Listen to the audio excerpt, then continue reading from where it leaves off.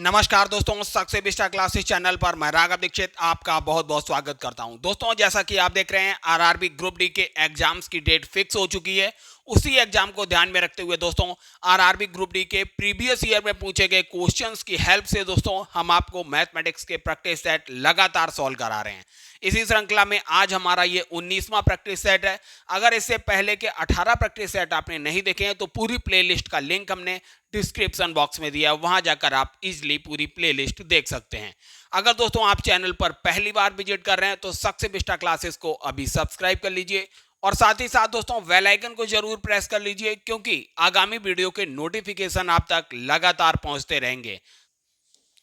दोस्तों, जैसा आप देख रहे हैं आज के सेशन में जो प्रैक्टिस सेट है वो 23 अगस्त 2022 को तीसरी शिफ्ट 5 से 6:30 PM में पूछे गए क्वेश्चंस आज की प्रैक्टिस सेट में हमने लिए हुए हैं। तो आइए दोस्तों बिना टाइम वेस्ट किए स्टार्ट करते हैं आज का सेशन।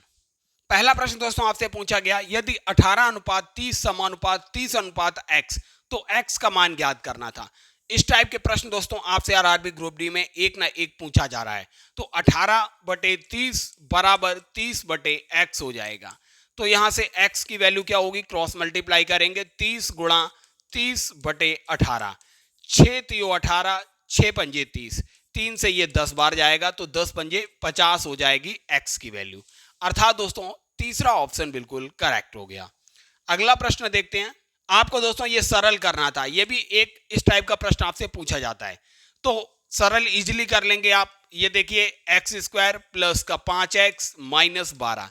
अब दोस्तों ये माइनस का 3 अंदर मल्टीप्लाई करेंगे तो -3x², माइनस माइनस प्लस हो जाएगा 6x और माइनस का 27 हो जाएगा।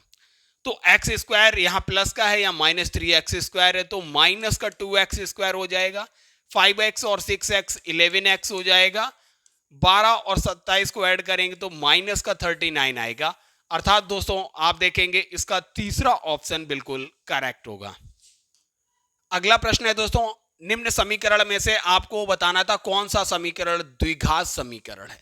तो दोस्तों पहला ऑप्शन देखिए, यहां x का मल्टीप्लाई x से होगा तो x² हो जाएगा और यहाँ x² पहले से ही है तो दोनों कैंसिल आउट हो जाएंगे। तो ये समीकरण द्विघात समीकरण नहीं बचेगा। आप अगर देखेंगे दोस्तों ये 5y का मल्टीप्लाई जब y² से होगा तो 5y³ बन जाएगा। तो ये समीकरण त्रिघात समीकरण हो जाएगा, द्विघात नहीं बचेगा। ऐसे दोस्तों आप तीसरा ऑप्शन देखेंगे तो यहां देखिए k का k से मल्टीप्लाई k² और 2k का मल्टीप्लाई होगा तो 2k³ बन जाएगा। मतलब ये समीकरण भी त्रिघात हो जाएगा, द्विघात नहीं बचेगा। अगर आप दोस्तों तीसरा ऑप्शन देखेंगे p² का मल्टीप्लाई p से करेंगे तो pq प्लस 7p बनेगा। pq से pq कैंसिल हो जाएगा, ये समीकरण द्विघात हो जाएगा क्योंकि यहाँ p² ही बचा हुआ है हाईएस्ट पावर। तो द्विघात समीकरण दोस्तों चौथा ऑप्शन जो होगा वो द्विघात होगा। अर्थात दोस्तों इसका डी ऑप्शन बिल्कुल करेक्ट है, केवल डी जो होगा द्विघात समीकरण होगा। अगला प्रश्न है दोस्तों आपको इसे हल करना था। -2/5 की पावर -2 गुणा -4/5 की पावर 4। इसे दोस्तों हम कैसे लिख सकते हैं, 5/2 माइनस का की पावर 2 गुणा -4/5 की पावर 4। दोस्तों माइनस का स्क्वायर होगा तो प्लस हो जाएगा, 5 की पावर 2/2 की पावर 2 गुणा माइनस की पावर 4 मतलब प्लस हो जाएगा। तो इसे हम लिख सकते हैं दोस्तों 2 की पावर 8/5 की पावर 4। तो दोस्तों जब 2 की पावर 2 ऊपर जाएगा तो 2 की पावर 8 में से माइनस होगा तो 2 की पावर 6 बचेगा यहां पर। अपॉन दोस्तों ये 5 की पावर 2 जब नीचे जाएगा इससे मल्टीप्लाई होगा तो 5 की पावर 4 -2 हो जाएगा तो 5 की पावर 2 बचेगा। अर्थात दोस्तों आप देखेंगे इसका कौन सा ऑप्शन करेक्ट होगा, 64/25। अर्थात दोस्तों तीसरा ऑप्शन बिल्कुल करेक्ट होगा। अब दोस्तों ये श्रृंखला है, समांतर माध्य आपको निकालना था।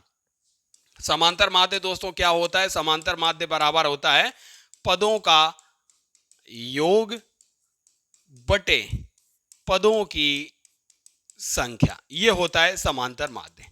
दोस्तों पदों का योग क्या हो जाएगा, इन सबको ऐड कर लीजिए, इनका योग आएगा 98 अपॉन पद कितने हैं, 1 2 3 4 5 पद हैं। 5 से जब 98 को कट करेंगे तो 19.6 आएगा। अर्थात दोस्तों 19.6 जो होगा इस श्रेणी का समांतर माध्य होगा। तीसरा ऑप्शन बिल्कुल करेक्ट है। अगला प्रश्न है दोस्तों, उस संख्या का चयन कीजिए जो निम्नलिखित श्रेणी में प्रश्न चिन्ह के स्थान पर आएगी। यहां बताना है क्या आएगी। तो दोस्तों आप संख्या को डिकोड कीजिए। 12 एकम 12, इसमें आप 2 जोड़ेंगे तो आएगा 14। 14 का गुणा 2 से करिए, 14 दूनी 28 में 3 जोड़ेंगे तो 31। 31 का गुणा 3 करिए और 4 जोड़ेंगे 97। 97 का गुणा 4 से करेंगे और इसमें 5 जोड़ेंगे 393। 393 का गुणा दोस्तों आप 5 से करेंगे और इसमें 6 जोड़ेंगे तो आपको मिलेगा 1971। अर्थात दोस्तों चौथा ऑप्शन बिल्कुल करेक्ट होगा। दोस्तों आपसे अगला प्रश्न पूछा गया, किसी कार का ओडोमीटर की यात्रा शुरुआत में 12,000 किलोमीटर और अंत में 12,800 किलोमीटर का पठन दर्शाता है। यदि इस यात्रा में 4 घंटे का समय लगता है तो कार की औसत चाल क्या होगी। औसत चाल दोस्तों क्या हो जाएगी, औसत चाल बराबर हो जाएगा चली गई कुल दूरी बटे लिया गया कुल समय। तो कुल कितनी दूरी है दोस्तों, शुरुआत में ओडोमीटर दिखा रहा था 12,000 और बाद में 12,800, तो मतलब कुल दूरी 800 किलोमीटर चली गई। लिया गया समय हो जाएगा 4 घंटे, तो 4 से डिवाइड करिए, 4 दूनी 8, मतलब 200 किलोमीटर प्रति घंटा जो है दोस्तों इसकी एवरेज स्पीड हो जाएगी। अब दोस्तों इसको आप मीटर पर सेकंड में चेंज कर लेंगे तो 200 गुणा 5/18 हो जाएगा। तो इसे हम लिख सकते हैं, 2 से इसे कट करेंगे 9 बार हो जाएगा, ये 100 बार हो जाएगा, 500/9 मीटर प्रति सेकंड हो जाएगा। मीटर पर सेकंड में दोस्तों इसका पहला ऑप्शन बिल्कुल करेक्ट होगा। अगला प्रश्न दोस्तों आपसे त्रिकोणमिति से पूछा गया, sin 90 into sine 89 into sine 88 into sine 87 dot dot dot, आपको साइन 0 मल्टीप्लाई था तो आपको इसकी वैल्यू बतानी थी। अगर दोस्तों आपको साइन 0 की वैल्यू पता है, साइन 0 की वैल्यू होती है 0 और 0 को किसी भी संख्या से मल्टीप्लाई करिए आंसर हमेशा आएगा 0, तो दूसरा ऑप्शन बिल्कुल करेक्ट था। अगला प्रश्न आपसे पूछा गया दोस्तों, x प्लस 1/x बराबर 4 है तो x square plus 1/x square का मान क्या होगा। तो दोस्तों x प्लस 1/x बराबर अगर 4 है तो दोनों तरफ स्क्वायर करिए, तो x square plus 1/x square plus 2 गुणा x गुणा 1/x बराबर 16 हो जाएगा। x से x कैंसिल, तो x square plus 1/x square हो गया 16 माइनस 2 बराबर 14। अर्थात दोस्तों इसका 14 अर्थात चौथा ऑप्शन बिल्कुल करेक्ट होगा। अगला प्रश्न आपसे दोस्तों पूछा गया, समीकरण x square plus 11x minus 26 बराबर 0 के मूल ज्ञात करना था।